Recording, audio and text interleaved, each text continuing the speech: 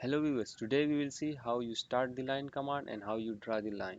So to start the line command, I will go to the draw toolbar and from there I will select the line tool. Okay, when I select the line tool, I will be asked to specify the first point as you see in the command line. When I specify the first point, I will be asked to specify the next point or undo. So I want to specify the next point. When I specify the next, it will keep asking me to specify the next point until I am done with my line. When I complete the line, I will have to exit from the command. To exit from the command, I will press escape key. Simply, you draw the line like this from the draw toolbar.